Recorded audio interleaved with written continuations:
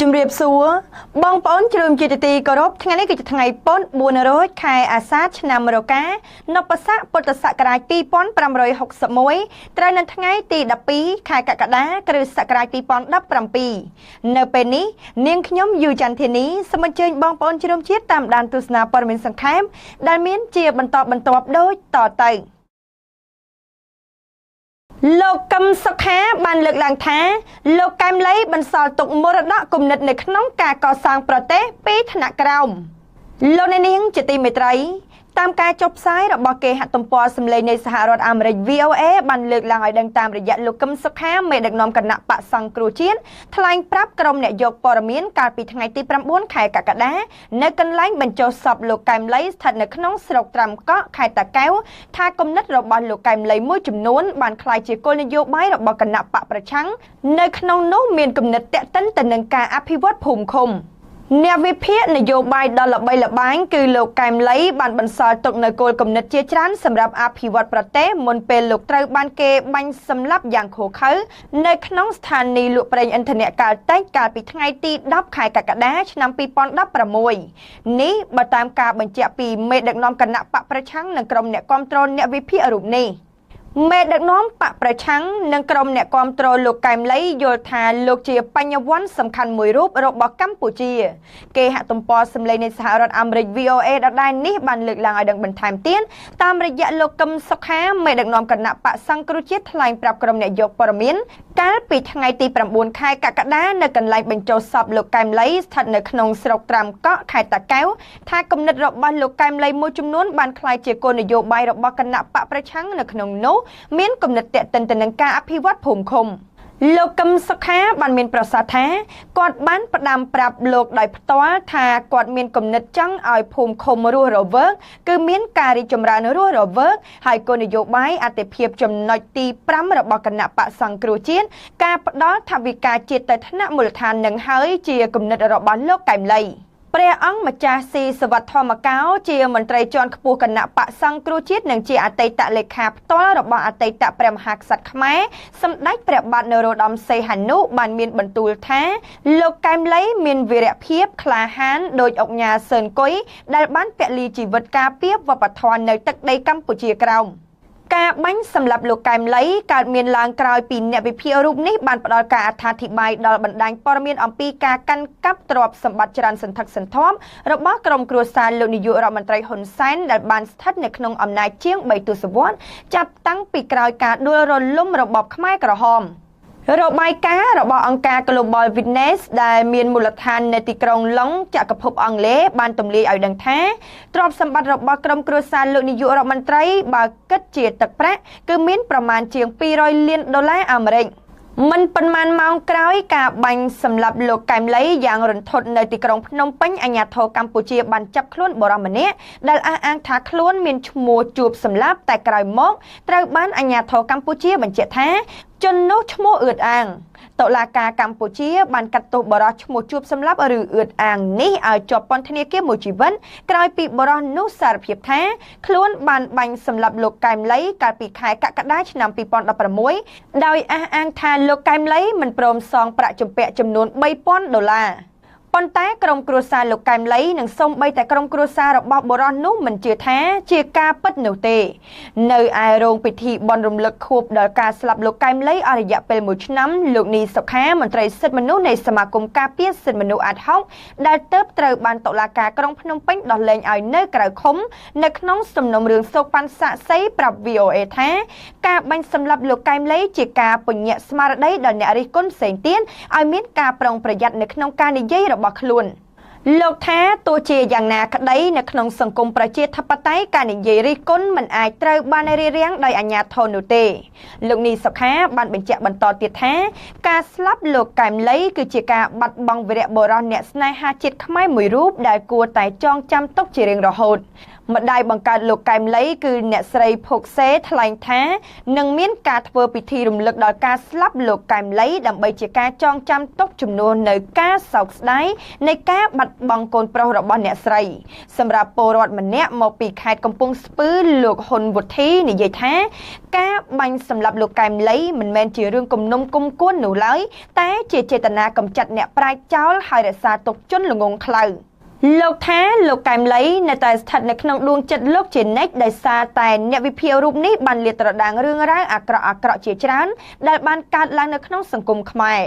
អ្នកស្រីងិនញ៉ែមវ័យ72ឆ្នាំមកពីក្រុងភ្នំពេញនិយាយថាការកកកកាយរឿងមិនល្អនៅក្នុងសង្គមរបស់លោកកែមលីមិនទាន់បានបញ្ចប់នៅឡើយតែបែរជាមានអ្នកមកបញ្ចប់ជីវិតរបស់លោកមុនទៅវិញអ្នកស្រីមានការសោកស្ដាយចំពោះការស្លាប់បញ្ញវន្តរូបនេះអ្នកស្រីប៊ូរចនាដែលជាភរិយាលោកកែមលីនិងជាម្ដាយកូនប្រុស5នាក់បានភៀសខ្លួនចេញពីប្រទេសកម្ពុជាភ្លាមក្រោយពីពិធីបញ្ចុះសពអ្នកវិភាគនយោបាយរូបនេះនៅឃុំលាយបូស្រុកត្រាំកក់ខេត្តតាកែវកាលពីខែកក្កដាឆ្នាំ2016ដោយបារម្ភពីបញ្ហាសន្តិសុខនិងសុវត្ថិភាពផ្ទាល់ខ្លួននិងកូន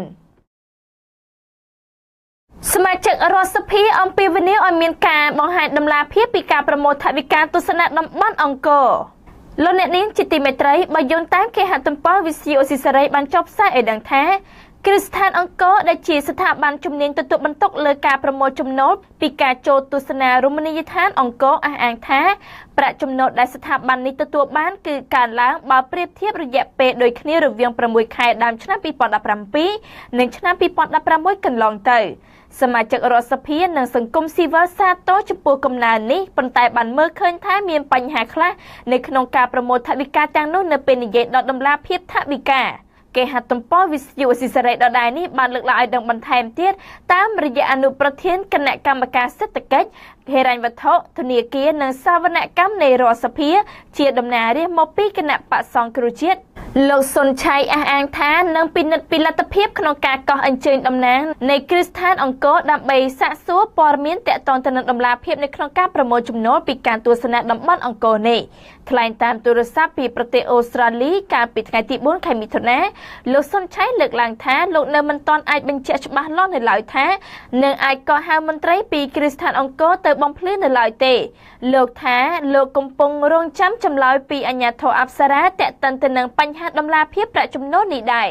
កន្លងទៅគឺការលួចបំបាត់ក្រៅតែពីការលួចសម្បត្តិនឹងមួយផ្នែកទៅហើយចំណាយថវិកាក៏អត់អនុវត្តតាមច្បាប់ទូទាត់អត់បានបញ្ចូលទៅក្នុងថវិកាជាតិទៅរដ្ឋាភិបាលជាតិនោះទេគឺគាត់បង្វិលចែកគ្នាចាយដោយដែលលោកបានធ្វើលិខិតសួរអប្សរាញឹកញាប់ដែរអំពីចំណាយថ្មីនេះក៏សួរទៅក្រសួងវប្បធម៌ដែរទៅលើការរក្សាទុកថវិកាចំនួន25លានដើម្បីយកទៅប្រើប្រាស់ហើយការបន្តទម្លាប់មិនបញ្ចូលទៅរដ្ឋាភិបាលជាតិហើយបញ្ចេញទៅតាមក្របខ័ណ្ឌថវិកាជាតិគឺខុសច្បាប់ហើយ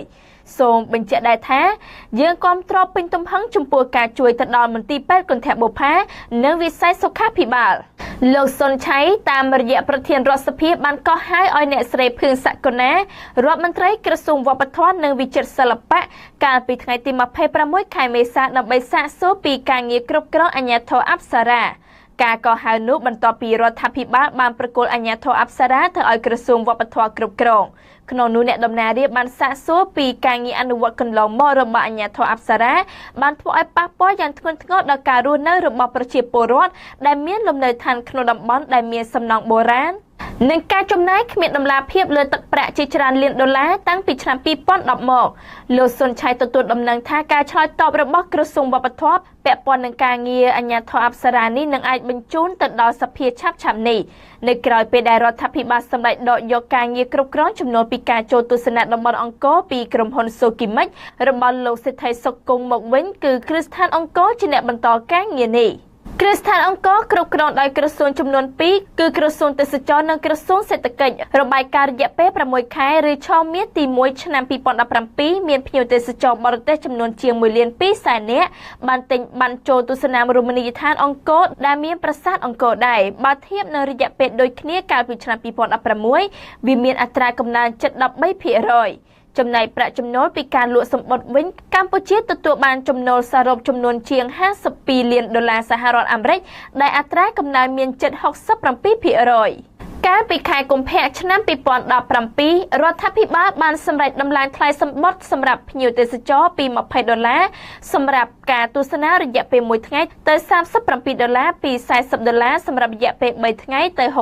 $62និងពី$60សម្រាប់1អាទិត្យទៅ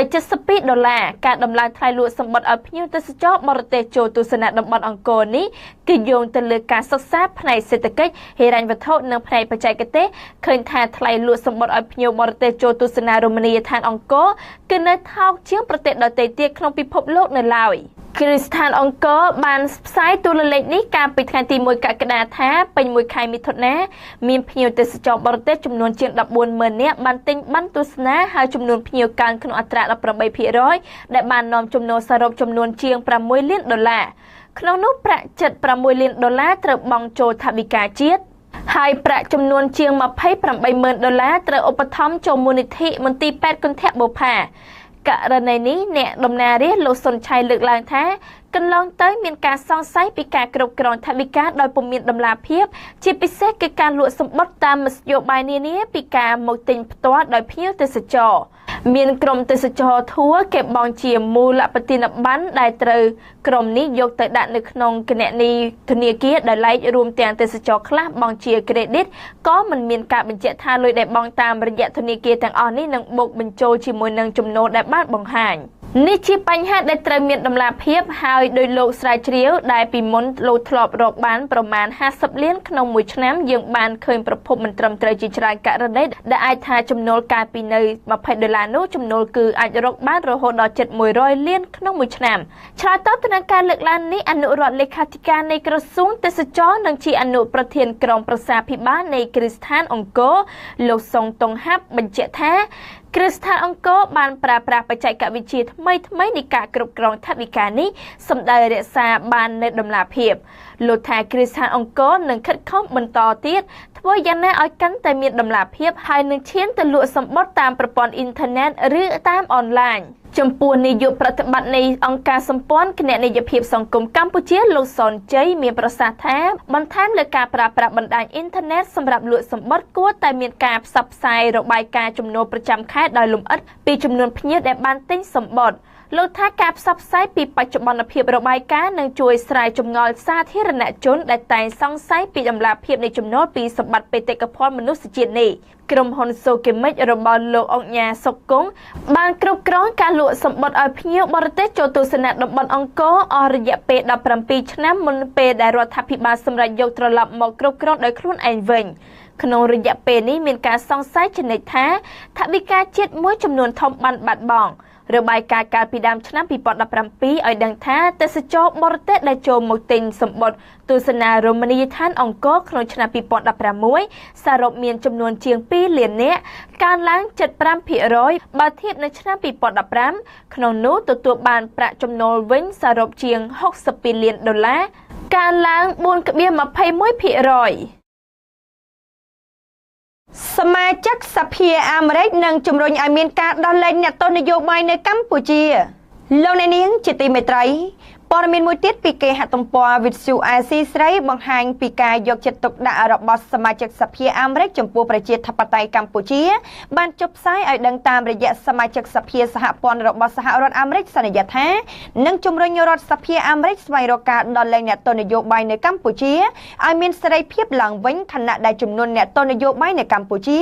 មានការកើនឡើងច្រើនចាប់តាំងពីឆ្នាំ2015គេហទំព័រវិទ្យុអាស៊ីស្រីដដែលនេះបានបញ្ជាក់ឲ្យដឹងបន្ថែមទៀតតាមរយៈតំណាងរាជសហរដ្ឋអាមេរិកលោក Ellen Lowenthal កាលពីខាងគណៈបកប្រជាធិបតេយ្យប្រចាំរដ្ឋកាលីហ្វ័រញ៉ាបានសន្យាជាមួយនឹងពលរដ្ឋខ្មែរអាមេរិកកាំងនៅក្នុងវេទិកាស្ដីពីទំនាក់ទំនងរវាងកម្ពុជានិងអាមេរិកសម្រាប់ដំណើរការប្រជាធិបតេយ្យនៅកម្ពុជាថាលោកនឹងស្នើទៅគណៈកម្មការ Tom Lantos ទទួលបន្ទុកកិច្ចការសិទ្ធិមនុស្សដើម្បីឲ្យគណៈកម្មការនេះជំរុញឲ្យស្ថានទូតសហរដ្ឋអាមេរិកប្រចាំនៅក្នុងទីក្រុងភ្នំពេញដាក់សម្ពាធដល់រដ្ឋាភិបាលកម្ពុជាឲ្យដោះលែងអ្នកទោសនយោបាយនៅទីនោះឲ្យមានសេរីភាពឡើងវិញ លោកបន្តថាលោកនឹងប្រាប់ដល់សហការីរបស់លោកទាំងអស់ឲ្យយកចិត្តទុកដាក់អំពីបញ្ហាសិទ្ធិមនុស្សនិងប្រជាធិបតេយ្យនៅកម្ពុជា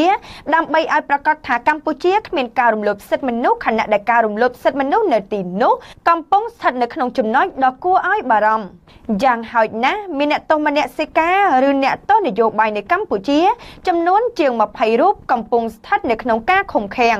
នៅក្នុងចំណោមអ្នកទាំងជាង20រូបនោះមានពលរដ្ឋខ្មែរអាមេរិកកាំង2រូបគឺលោកមេឃសវណ្ណារាមន្ត្រីជាន់ខ្ពស់របស់គណៈបកប្រឆាំងនិងលោកអ៊ុំសំអានតំណាងរាស្ត្រគណៈបកប្រឆាំង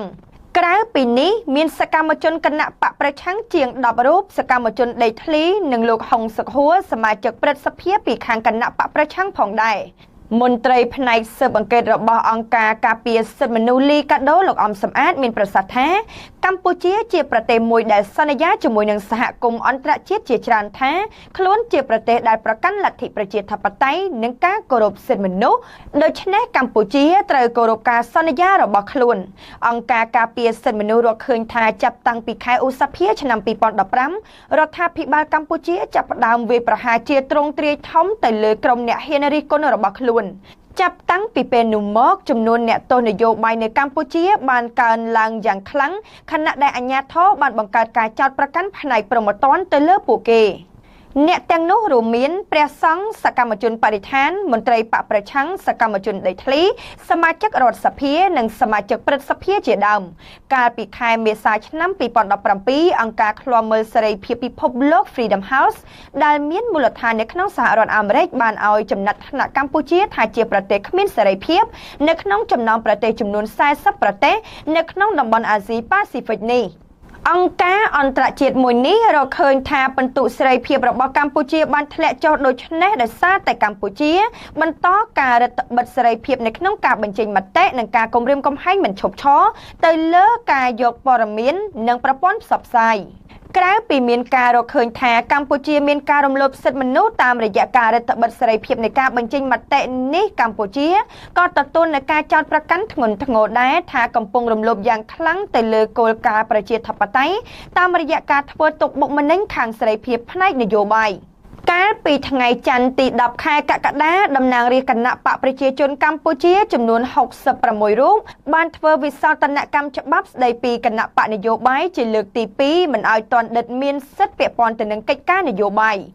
លោកសំរងស៊ីអតីតប្រធានគណៈបកសង្គ្រោះជាតិបានប្រតិកម្មភ្លាមក្រោយច្បាប់នេះត្រូវបានអនុម័តលោកសំរងស៊ីបានជំរុញឲ្យលោកហ៊ុនសែនកុំខ្ជះខ្ជាយពេលវេលាកុំព្យាយាមសម្លាប់ជីវិតនយោបាយរបស់លោកតាមរយៈការធ្វើវិសោធនកម្មច្បាប់គណៈបកនយោបាយដូចនេះលោកសំរងស៊ីបានស្នើឲ្យលោកហ៊ុនសែនគួរប្រើប្រាស់ធម៌ពលរបស់លោកដើម្បីជំរុញឲ្យមានការបង្កើតច្បាប់មានប្រយោជន៍ផ្សេងដើម្បីតម្រង់ដឹកនាំប្រទេសកុំឲ្យមានការក្រឡប់ចាក់ទៅវិញប្រសើរជាងលោកបន្តថាលោកហ៊ុនសែនគួរបង្ហាញទស្សនវិស័យទំនើបនៅក្នុងការអភិវឌ្ឍសម្រាប់កម្ពុជាជាជាងការបន្តចរិតកោងកាចដោយមេបញ្ជាការខ្មែរក្រហមដែលលោកធ្លាប់ដឹកនាំនោះរដ្ឋាភិបាលបញ្ចប់ការនាំចេញខ្សាច់ពីខេត្តកោះកុងទៅបរទេសក្រោយពីមានការតវ៉ាលោកអ្នកនាងជាទីមេត្រីងាកមកឯព័ត៌មានបង្ហាញពីភាពជោគជ័យមួយក្នុងបញ្ហានៃការនាំចេញខ្សាច់ទៅក្រៅប្រទេសបន្ទាប់ពីមានការរិះគន់ជាច្រើនមកត្រូវបានគេហទំព័រសម្លេងនៃសហរដ្ឋអាមេរិក VOA បានចុះផ្សាយដឹងថាបញ្ហាចម្រូងចម្រាសទាក់ទិនទិន្នន័យនៃការនាំចេញខ្សាច់ពីកម្ពុជាទៅសិង្ហបុរីដែលលៀងទឹកប្រាក់ប្រមាណជា$747 លានក៏បានកើតឡើងតែទិន្នន័យនេះមិនត្រូវបានក្រសួងរាយនឹងធម្មពលទទួលស្គាល់នោះឡើយកាលពីឆ្នាំ2016រដ្ឋាភិបាលបានសម្រេចបញ្ឈប់ការនាំខ្សាច់សំណង់គ្រប់ប្រភេទនិងខ្សាច់លបាយភក់ពីខេត្តកោះកុងចេញទៅក្រៅប្រទេសនេះបើតាមសេចក្តីប្រកាសព័ត៌មានរបស់ក្រសួងរាយនឹងធម្មពលដែល VOA ទទួលបានកាលពីថ្ងៃអង្គារម្សិលមិញនេះ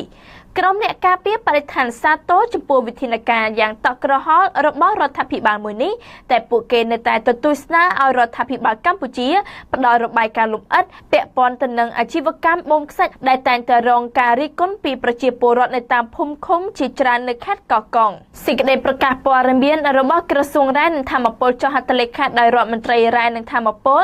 លោកសុយសែមកាលពីថ្ងៃច័ន្ទបានសរសេរក្នុងន័យដើមថា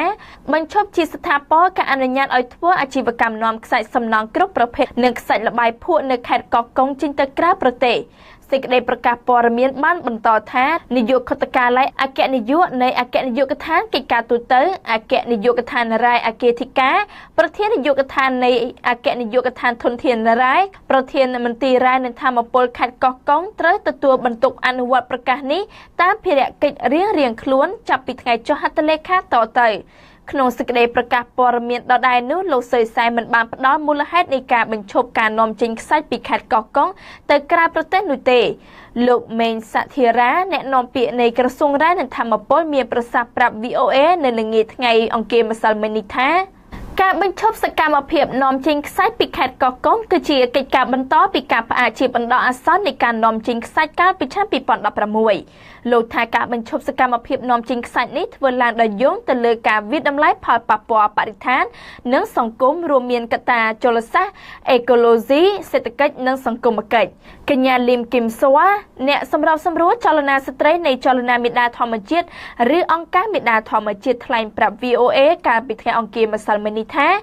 ការបញ្ឈប់ការនាំចេញខ្សាច់នេះបានធ្វើឡើងក្រោយការតវ៉ារបស់ប្រជាពលរដ្ឋរស់នៅក្នុងឃុំមួយចំនួននៃខេត្តកោះកុងដែលមានសកម្មភាពបូមខ្សាច់សកម្មជនការពារបរិស្ថានរូបនេះថ្លែងថារដ្ឋាភិបាលត្រូវផ្ដល់ការពន្យល់លម្អិតអំពីទស្សនវិជ្ជាទូទៅនៃការធ្វើអាជីវកម្មខ្សាច់ដែលបានបង្កផលប៉ះពាល់ជាច្រើនដល់បរិស្ថាននិងជីវភាពរស់នៅរបស់ប្រជាពលរដ្ឋនៅតាមដែនទឹកសមុទ្រកញ្ញាលឹមគឹមសួរនិយាយបន្តថារដ្ឋាភិបាលត្រូវពិចារណាលើការបញ្ឈប់សកម្មភាពបូមខ្សាច់នៅក្នុងតំបន់ទន្លេផងដែរដែលបានកើតឡើងយ៉ាងខ្លាំងក្នុងខេត្តកណ្ដាលនិងក្រចេះជាដើមកញ្ញាបញ្ជាក់បន្ថែមថាយុទ្ធនាការទប់ស្កាត់ការបូមខ្សាច់របស់ចលនាមេដាធម្មជាតិនឹងមិនបញ្ចប់នោះឡើយដរាបណាសកម្មភាពបំផ្លិចបំផ្លាញបរិស្ថាននេះនៅតែបន្តកើតមាននោះ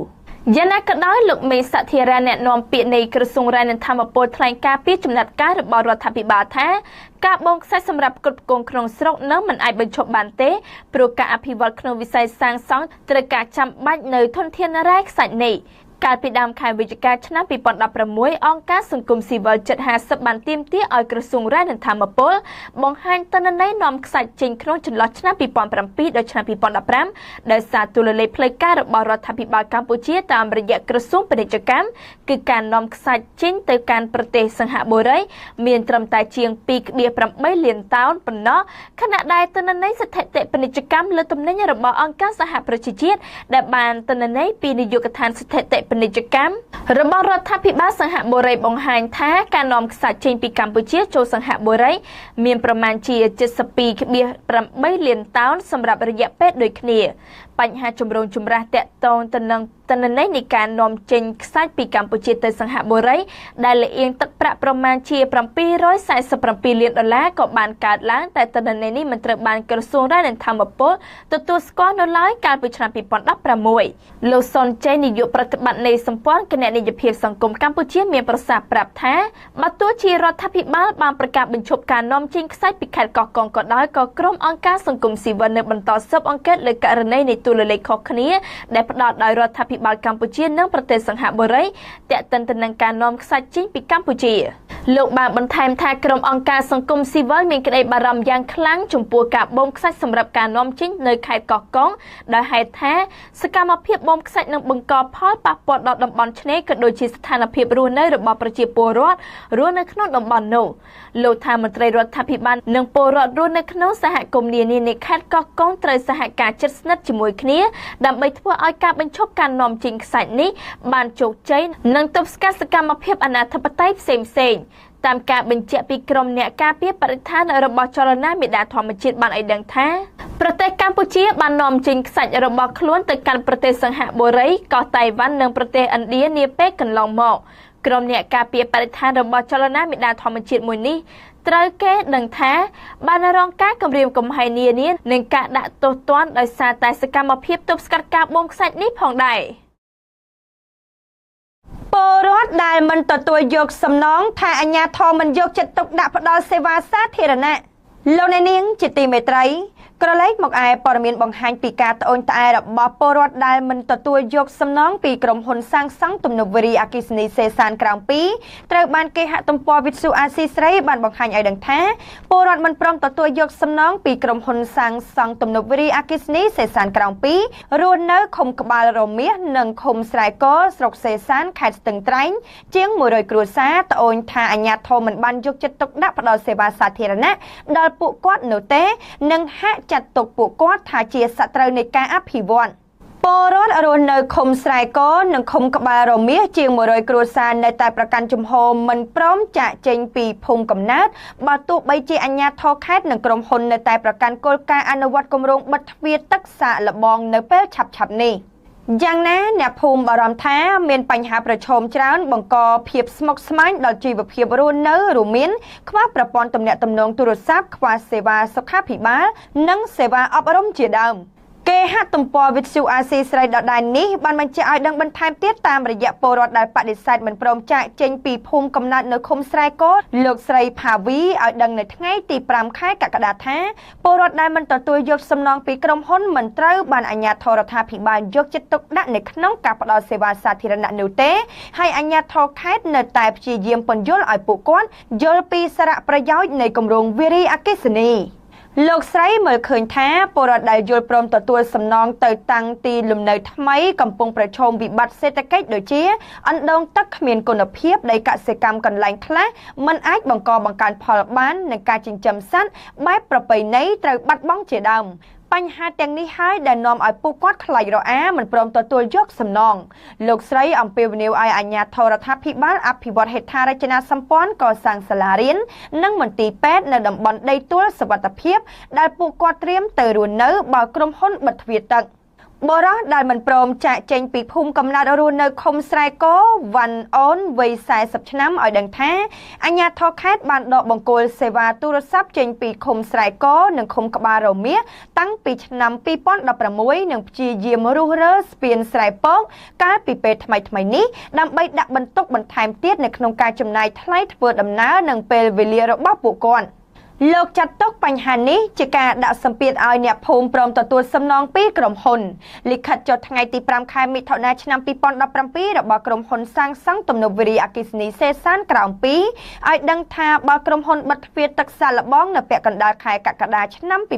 2017កម្រិតទឹកនឹងឡើងដល់72ម៉ែត្របណ្ដាលឲ្យលិចលង់ភូមិក្បាលរមៀសនិងភូមិស្រែកោចាស់ក្រុមហ៊ុនចាត់ទុកការបិទទ្វារទឹកសាកល្បងគឺជាទិសដៅនៃការអនុវត្តគម្រោងហេតុនេះដើម្បីបញ្ជាចលាចលណាមួយទាមទារឲ្យពលរដ្ឋចាក់ចេញឲ្យបានមុនខែកក្កដាឆ្នាំ